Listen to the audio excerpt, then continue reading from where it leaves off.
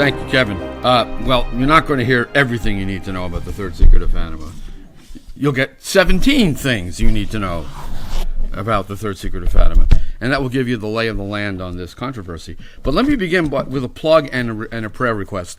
You know, Howard Walsh of Keep the Faith is battling stage 4 colon cancer, which is metastasized, and he's not doing well. But he wanted me to give you a plug, so to speak, for an application called Keep the Faith, and it's fine. You can find it on the App Store at Keep the Faith Catholic. Search for the words Keep the Faith Catholic. That will give you access to 1,000 talks for free, including all of the talks of Bishop Sheen. And that website has influenced priests and laity throughout the world for many years. Now it's available to everyone for free. So search on the App Store for Keep the Faith Catholic and pray for Howard, please. He's been instrumental in the whole movement to bring about a restoration in the church. And if he departs from us sooner than expected, it will be a terrible loss to all of us. So please pray hard for him. Now, to the subject at hand, all you need to know about the third secret. I can't tell you that in 45 minutes. Read this book that I wrote. When I got into this subject, I said, I can't get involved in this conspiracy theory. This must be all there is to the third secret of Fatima. Why would the Vatican hide another text? And then I began digging into the evidence, as did Antonio Socci, who was a skeptic. And Antonio Socci said that when he looked at the evidence, he reached exactly the opposite conclusion, that there must be a hidden text. And if you go through this book, it relentlessly, and I'm a lawyer, that's what I do, I compile evidence, page after page after page of evidence. And it's a mosaic. When you put all the pieces together, you see the picture. But even if you don't have all the pieces, when you have enough of the pieces together, you still see the picture. And the picture points inevitably, ineluctably to a missing text. There simply has to be a missing text. And the 17 things I'm going to talk about today, very briefly, will tell you of a certainty that there is a missing text. There can't be any other explanation for what has been going on with the so-called disclosure of the third secret. But we have to situate this in context. Remember the first two parts. This was the great secret confided to the visionaries, consisting of 3 parts. And the third secret, as it is commonly known, is just the third part of the great secret. But in the first 2 parts, we have the vision of hell. And God wishes to establish, says Our Lady, to save souls from hell, devotion to her Immaculate Heart. And if what she requests is done, many souls will be saved and there will be peace. World War I is going to end. That's an historical detail. But if people do not cease offending God, a worse war will break out. And it will break out during the pontificate of Pius XI. She actually names the future pope. When you see a night illumined by an unknown light, know that this is the great sign that God is about to punish the world for its crimes. And there was such a light in the sky, as reported by many major news outlets, including the New York Times, just before the Anschluss in the beginning of World War II. Now, she goes on to say that there will be war, famine, persecutions of the Church and the Holy Father. To prevent all of this from happening, she will come to ask for the consecration of Russia and the communion of reparation on the first Saturdays. If those requests are heeded, then Russia will be converted. There will be peace. And if not, she will spread her errors throughout the world, causing wars and persecutions of the Church. The good will be martyred. The Holy Father will have much to suffer. Various nations will be annihilated. Not just torn by war, but annihilated. In the end, however, she promises, my Immaculate Heart will triumph. The Holy Father will consecrate Russia to me, and she shall be converted, and a period of peace will be granted to the world. End quote. That's the first 3 memoirs. The text is the same in those 3 memoirs. But then, as if by a prompting from heaven, in the 4th memoir, and only in the 4th memoir, she gave us what is obviously the beginning of a whole new narrative by the Virgin. She added in the 4th memoir the following words. In Portugal, the dogma of the faith will always be preserved, etc. End quote. The etc. being hers, which indicates that Our Lady had begun to speak of something and said further things. And later on, when she was asked about the third secret, she said, in a way, I've already revealed it. meaning this addition to the fourth memoir, which talks about a crisis in faith, obviously, outside of the nation of Portugal. So, Father Gruner spent decades attempting to extract from the Vatican the contents of that mysterious etc.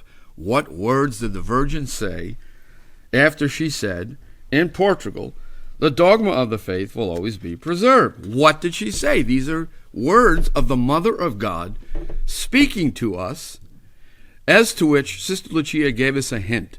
She must have felt compelled to do that so that the Vatican could not claim later on that the vision is all there is to this secret. Those words destroy that Vatican narrative in and of themselves. Now we get to what the Vatican revealed on June 26, 2000.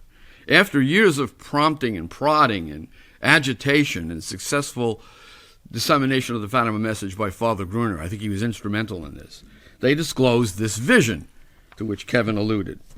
After the first two parts, which I have already explained, she wrote, at the left of Our Lady and a little above, we saw an angel with a flaming sword in his left hand, flashing. It gave out flames that looked as though they would set the world on fire. But they died out in contact with the splendor of Our Lady, radiated towards him from her right hand. Pointing to the earth with his right hand, the angel cried out in a loud voice, penance, penance, penance. And we saw an immense light, that is God, something similar to how people appear in a mirror when they pass in front of it, a bishop dressed in white, and then she puts in quotation marks within the quote, we had the impression. It was the Holy Father. The impression. Other bishops, priests, men and women, and religious going up a steep mountain at the top of which there was a big cross of rough-hewn trunks as of a cork tree with the bark. Before reaching there, the Holy Father passed through a big city, half in ruins and half trembling with halting step. Afflicted with pain and sorrow, he prayed for the souls of the corpses he met on his way. Having reached the top of the mountain, on his knees at the foot of the big cross, he was killed by a group of soldiers who fired bullets and arrows at him, and in the same way there died, one after the other, bishops, priests, men and women, religious, and various lay people of different ranks and positions. Beneath the two arms of the cross there were two angels, each with a crystal aspersorium in his hand, in which they gathered up the blood of the martyrs, and with it sprinkled the souls that were making their way to God. That's what the Vatican disclosed. And the first thing that occurred to people was, what does it mean? When does this happen? What is this city? Who are these soldiers? How does a pope come to be executed at the top of a hill by this band of soldiers, followed by the execution of bishops, priests, men and women religious, and members of the laity? How does this happen? Where does this happen? Why does this happen? This is not some symbolic representation. These are details. Rough-hewn trunks of a cork tree, a big cross, a city half in ruins, a pope trembling with halting step, kneeling before this cross. And when he kneels, at that moment, he is killed by a band of soldiers. That's not symbolism. That's a description of particular events at a particular time. And what Mother Angelica said after this was revealed is what we all think and what we all believe. Anyone who knows about it anyway.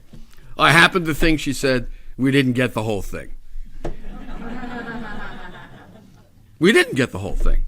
How do we know that? Well, let's begin with the interpretation that the Vatican trotted out when the Pope went to Fatima in 2000, when Sodano announced that the secret would soon be revealed. It's a preemptive interpretation, as Sochi calls it. He said at Fatima, before the vision was published, the following: the vision of Fatima concerns above all the war waged by atheistic systems against the Church and Christians, and it describes the immense suffering endured by the witnesses of the faith in the last century of the second millennium. It is an interminable way of the cross, led by the popes of the 20th century. Already he's lying, because what he's saying is the third secret is the second secret. Because the second secret refers to World War I, World War II, and the spread of Russia's errors throughout the world. That's the 20th century. The third part does not refer to the 20th century. It refers to some future event when there's a half-ruined city from which a pope escapes and is executed at the top of a hill in front of a cross made of cork bark. Try explaining away those details as symbolic. But then he goes on to say, according to the interpretation of the little shepherds, hold it. The little shepherds gave an interpretation? The little shepherds didn't interpret anything. He's doing the interpreting. According to the interpretation of the little shepherds, which was also confirmed recently by Sister Lucia. Really? Confirmed recently by Sister Lucia. Where is this confirmation? We've never seen it. When did she ever get the permission to speak to the public and confirm anything that this cardinal says? Never. So, recently confirmed by Sister Lucia, the bishop clothed in white who prays for all the faithful is the Pope. Maybe. We had the impression it was the Pope. Was it the Pope? We're not sure. As he makes his way with great difficulty towards the cross amid the corpses of those who were martyred, bishops, priests, men and women, religious and many lay people, he too falls to the ground, apparently dead, under a hail of gunfire. He's lying. He's absolutely lying right there. He doesn't fall to the ground apparently dead. He is executed.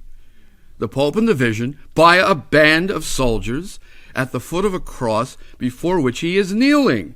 He doesn't fall to the ground apparently dead. So Cardinal Sodano is lying through his teeth with this preventative interpretation, so she calls it. It's an obvious lie. And the fact that they brought Sodano out to interpret it shows us that there must be something missing. Sodano, the Oracle of Fatima. Let's remember who this guy was. He died at the age of 94. He was a corrupt Vatican prelate. Don't take my word for it.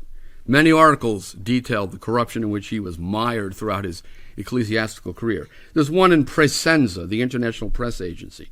May 31st, 2022. This is their Oracle of Fatima. As Ratzinger bitterly put it in 1995, when he found himself held back from acting on the scandal of Vienna Cardinal Hermann Groer, he said, the other side has won. He confessed this to Cardinal Schönborn, another loser. But Schönborn added that the other side was led by Angelo Sodano, whom he accused of having blocked 5 years earlier the creation of a commission of inquiry into Groer's sexual abuse. He blocked it. This was an unprecedented in Vatican infighting to go public. One of the most, and it gets worse, one of the most serious accusations against Sodano is that he was the protector of Mexico's Marcial Maciel, founder of the Legionaries of Christ, an ultra-conservative order. This is a liberal journal reporting on this. They think they were ultra-conservatives. We think they're ultra-liberals.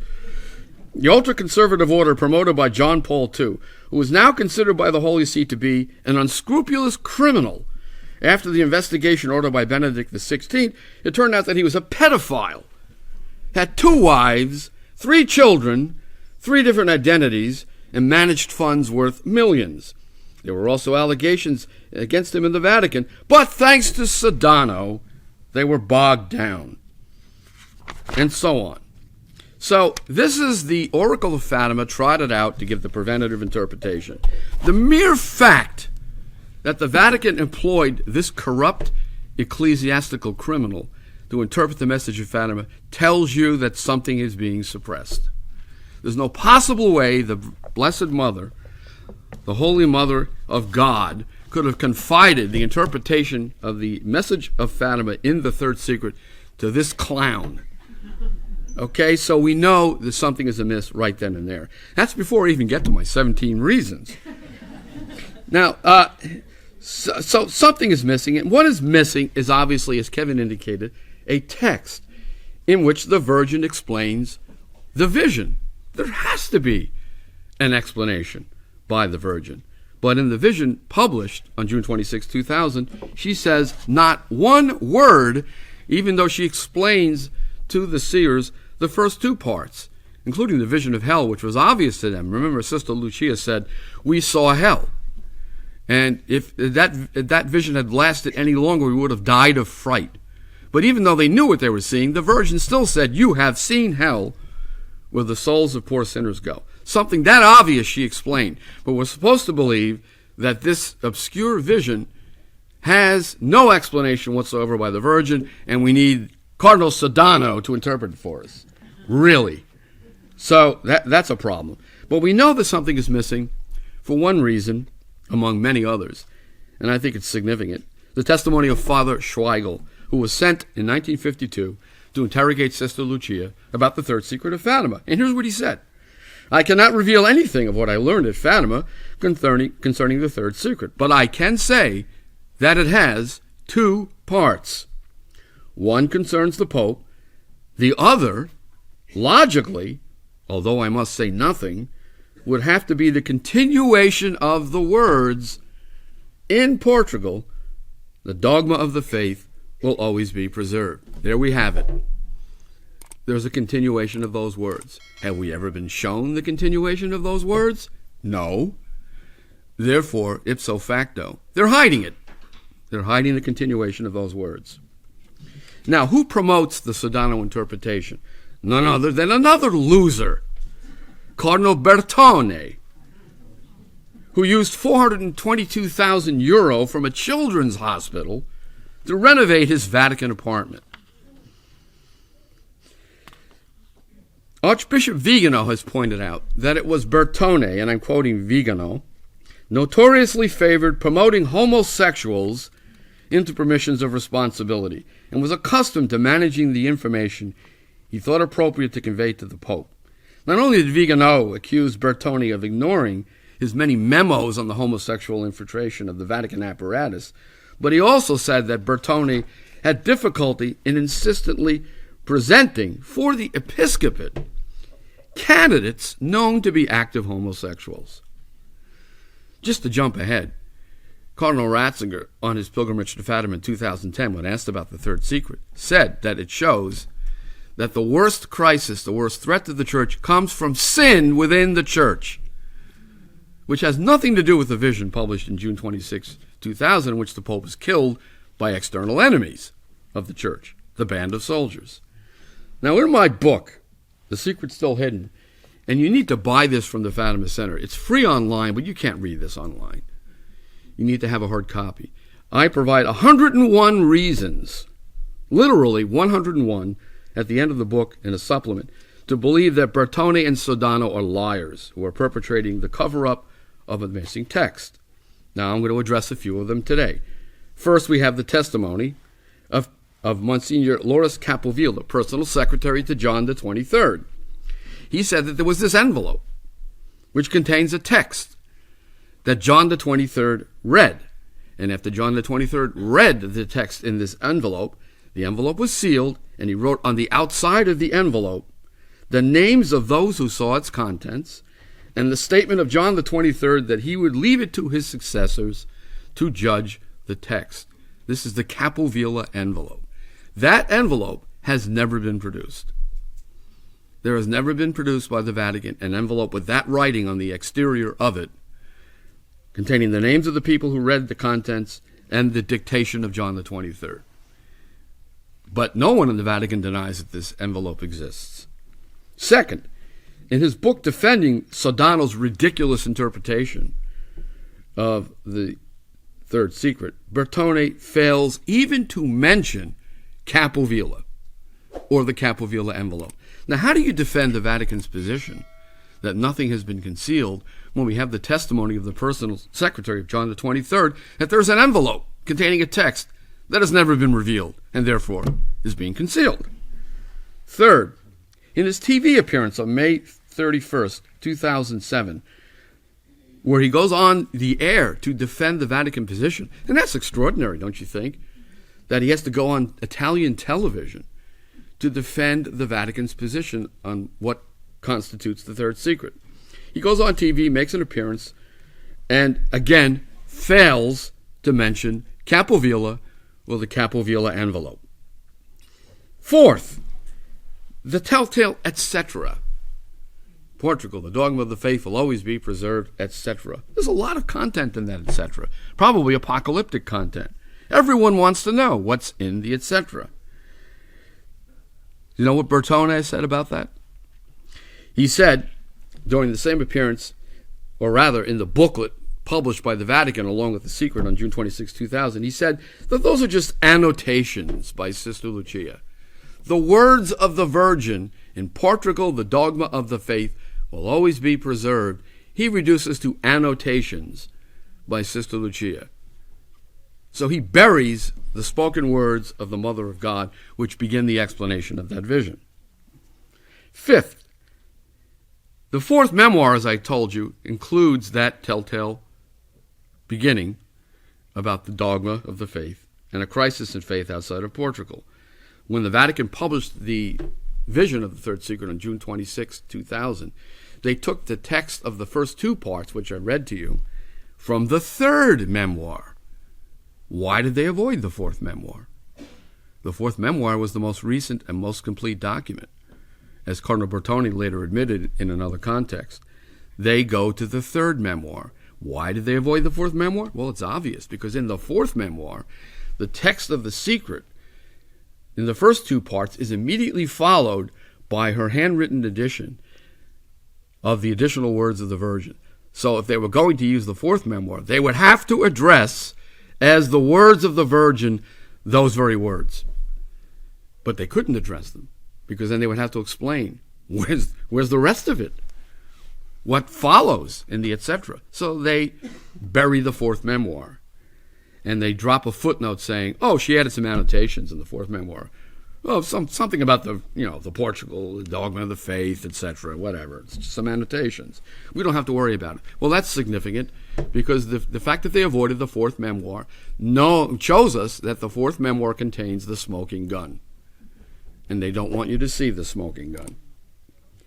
Sixth, they never asked Lucia, at least not as far as we know, what follows the etc. Never. Including 10 hours, so Bertone claims, of recorded interviews with Sister Lucia. Everyone wants to know what's in the etc. Not only do they bury the fourth memoir, they never ask her about it. Or they did ask her about it, and they didn't like the answer. And you're never going to know the answer. Seventh, on that television appearance, which, by the way, was on the Italian TV show Door to Door. It's a talk show. And only in Italy can you have a whole talk show devoted to the third secret of Fatima. They had a stage set. They had some artist sitting on the floor drawing a picture on the floor during the TV show, so that by the end she would have completed her little artwork on the floor. I don't know what that had to do with anything, but that's Italy. So during that same appearance on Door to Door, Cardinal Bertone shows up once again to defend the Vatican's account, and he produces not one envelope, but two envelopes pertaining to the third secret.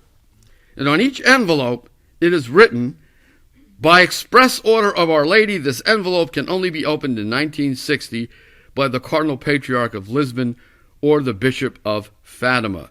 Now, why would Sister Lucia write on two envelopes the identical warning and then put one inside the other, as Bertone would have us believe? It doesn't make any sense.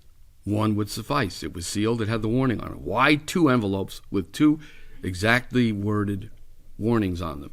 Obviously, there were two texts. One goes in the one envelope, and the other goes in the other envelope. And the envelopes are different sizes, indicating that, as Sochi indicated, that the text in one was smaller than the text in the other. During the same appearance, on Door to Door in May of 2007, Bertone admits, get this is alluding to something Kevin mentioned, that Cardinal Ottaviani categorically stated that there is a text of the secret comprising 25 lines on one sheet of paper, versus the vision, which is 62 lines on 4 pages. He admits this. He admits that Cardinal Ottaviani categorically testified to the existence of such a text. On the same TV appearance, Capovilla finally shows up. They finally bring him out. And he's interviewed by Giuseppe De Carli. And he confirms the existence of the Capovilla envelope on television. Yes, there is this envelope on which I did all this writing. I put the names of the people who saw the contents and the dictation of John the 23rd, that he would leave it to the future Pope to adjudge the text. Well, where is it?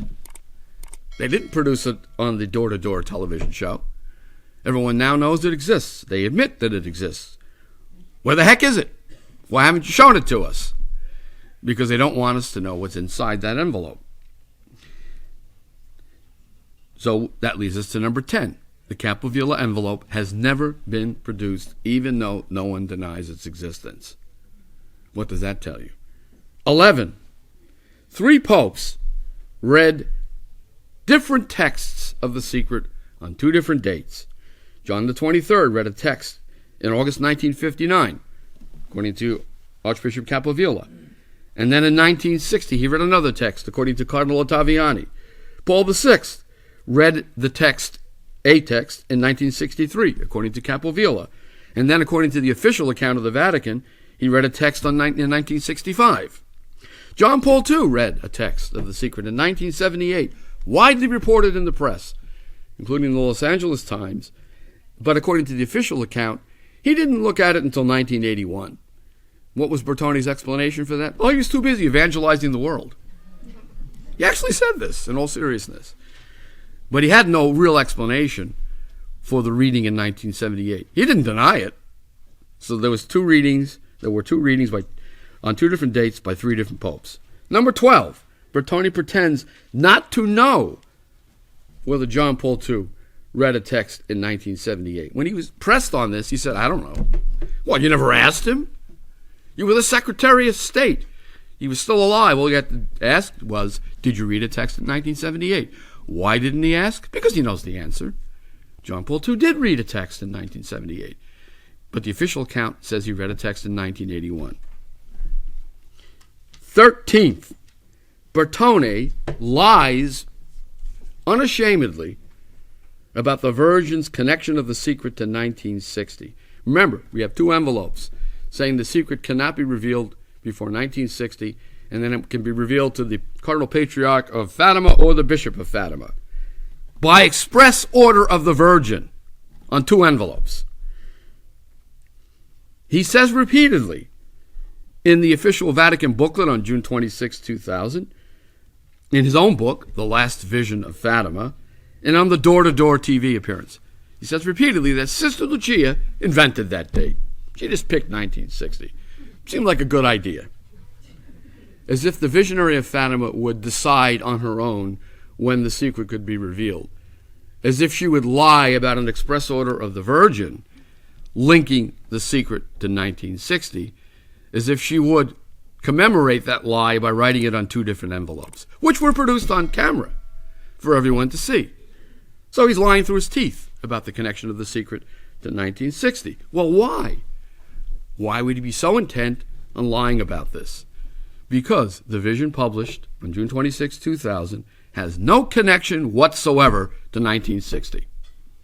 There's nothing about that vision that relates to the year 1960. So obviously that vision relates to a different time. In fact, John the 23rd said, this pertains to a future pontificate when he read a text, not to his pontificate. He didn't want to believe that it could pertain to him. But, as Sister Lucia famously said when asked why 1960, she said, it will be clearer then. Mais claro, in Portuguese. Why would it be clearer in 1960? The vision doesn't tell us why it would be clearer in 1960. The vision standing alone has nothing to do with 1960. It would be clearer in 1960 because, as we all know, if we've lived long enough, if you're my age, certainly, that's the year the wheels came off our civilization. And that's the year the Vatican Council was convoked.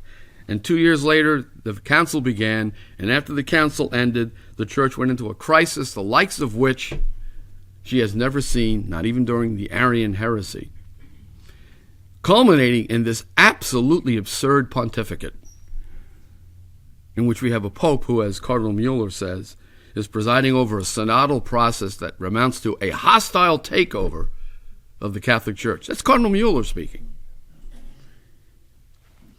14th, where was this text, the Capovilla envelope, kept? Capovilla said it was kept in the papal apartment, not the Holy Office archives. It was kept in a specific desk called Barbarigo, named after a saint.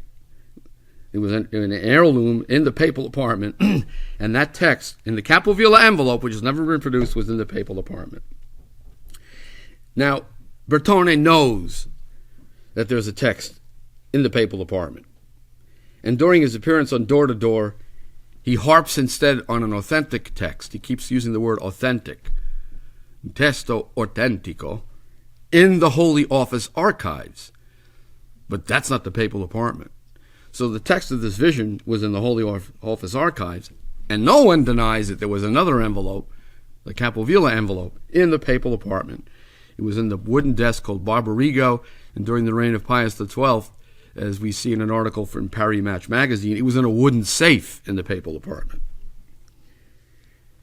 15th, at no time has Cardinal Bertone or anyone else in the Vatican explicitly denied that there is a text, as Father Schweigel revealed in the comment I mentioned before, that is a continuation of the etc. No one denies this. No one has ever denied it. 16th, he was confronted with this telltale etc. during the press conference on June 26, 2000, at which the vision alone was published. And here's what Bertone said during that press conference.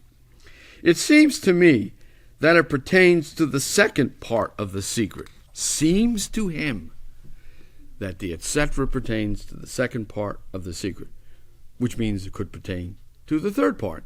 Well, how do you solve that mystery? You ask Sister Lucia. Does the etc., the continuation of the words of the Virgin, pertain to the second or the third part of the secret? Is it, in fact, part of the third secret? He never asked her during his 10 hours of interviews. Never occurred to him to say, hey, Sister Lucia, what about that, etc.? What did the Virgin say after she said, in Portugal, the dogma of the faith will always be preserved? The world wants to know. I would like to know. Can you tell us, please? According to Bertone's account, he never asked her. It didn't occur to him. Sure. You believe that? I don't. I think he did ask her, or that he already knew the answer and doesn't want us to know what the answer is. That's why he says, it seems to me. He doesn't say definitely, because he's hedging. It could pertain to the third secret, and the fact that he never asked Sister Lucia about this, or that he did and he's not telling us what she said, tells us all we need to know. Which brings me to the 17th reason, the final one, in this summary. But again, get this book. There's a lot more to this than what I'm sketching here. The evidence is mountainous for the existence of a missing text. 17th, are we to believe, regarding the crisis of the faith, to which that etc. was obviously a gateway pronouncement, are we to believe that Our Lady would not have foreseen the post-Vatican II crisis in the Church and would have nothing to say about the current pontificate? Really? A pope who undermines the natural law by saying that it's something that we can only aspire to in our concrete circumstances, talking about Amoris Laetitia, who has opened the door by explicitly adopting an interpretation of Amoris Laetitia that allows for divorced and remarried Catholics to receive Holy Communion when abstinence is not feasible, who basically says, do the best you can, and if you sin, it's no biggie because, well, you do the best you can, and God will understand. That's a destruction of the entire moral order. Who has indicated in press conferences all kinds of heretical things, including the fact that you can use contraception to avoid disease, because the avoidance of disease is a greater evil than contraception. He actually used the analysis of adopting the lesser of two evils, which is anathema to Catholic moral theology. And then the synodal way that he has launched, this endless synodal way. Now we have a synod on synodality. I guess we're going to have a synod on synodality after that. The endless process of subjecting the church to parliaments at which people sit around and debate doctrine and come up with position statements, as if the deposit of the faith could be abused in that manner. Here's what Cardinal Mueller, former head of the Congregation for the Doctrine of the Faith, had to say about this. The basis of the church is the Word of God as a revelation, not our strange reflections. This agenda is a system of self-revelation. We reveal to ourselves what the truth is. And that, by the way, Francis calls this discernment. Discernment takes the place of doctrine. You discern whether in your concrete circumstances, his phrase, you can follow the natural law against adultery. He goes on to say, the occupation of the Catholic Church is a hostile takeover of the Church of Jesus Christ. It's not me saying this. It's not some Fatimite saying this. It's Cardinal Mueller, who was kicked out of office by none other than Pope Bergoglio. And if you look at only one page or read one page of the gospel, you'll see that it has nothing to do with Jesus Christ. And in this agenda, they think the doctrine is only like a program of a political party who can change it according to their votes. If they succeed, it will be the end of the Catholic Church. And we must resist it, like the old heretics of Arianism. When Arius thought according to his ideas, what can God do and what can God not do? And it is irrationalism, human, the intellect, to decide what is true and what is wrong. How often has this Pope condemned Pelagianism in we traditionalists, accusing us of Pelagianism, while he goes about saying it's up to each individual to discern what the truth is about the application of the moral law to his or her particular situation. Who is guilty of Pelagianism but one who says we should have councils, mini councils to meet every so often to figure out for ourselves what doctrine is? That's Pelagianism. They are dreaming, says Cardinal Mueller, of another church that has nothing to do with the Catholic faith. What did Francis say about this? Oh, we're not looking for a new church, just a different church. He actually said this. A different church. And they want to abuse this process for shifting the Catholic Church, and not only in the other direction, but in the destruction of the Catholic Church. Now, Cardinal Mueller was asked during this interview, why is the Pope allowing this? And he says, that's a difficult question I do not understand. He ducked the issue. But we know what he thinks. He thinks what we think, that this pontificate is a sign of the great apostasy. It has to be. If this is not the great apostasy, then I'd like to know what would be. Now, we can only conclude as Antonio Socci did 15 years ago. When he started out investigating Father Gruner's contentions, he thought Father Gruner was some sort of loony character with conspiracy theories. Dietrologie. Dietrologie from the Italian word dietro, meaning behind. People who see behind an official account some sinister manipulation. There's always something behind. He said it was a dietrologia. But then he investigated and he said, I came to the opposite conclusion. There has to be a text that is missing, that has been suppressed. And he said, and I quote from his book, which I translated from the Italian, that there is a part of the secret not revealed and considered unspeakable is certain. And today, having decided to deny its existence, the Vatican runs the risk of exposing itself to very heavy pressure and blackmail. And let us not forget Mother Angelica, to give the full quotation of what she said to millions of people on live TV.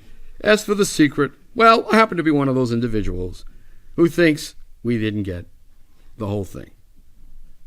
And we didn't get the whole thing. But we will get the whole thing in God's good time. For God will not be mocked, and the will of the Holy Virgin will be fulfilled at some point in the future. It may be in the midst of the most drastic circumstances. It may be after a pope is executed on a hill outside a half-ruined city. But it will happen as sure as I'm standing here. And on that day, the guilty will be convicted and the innocent will have justice. Thank you.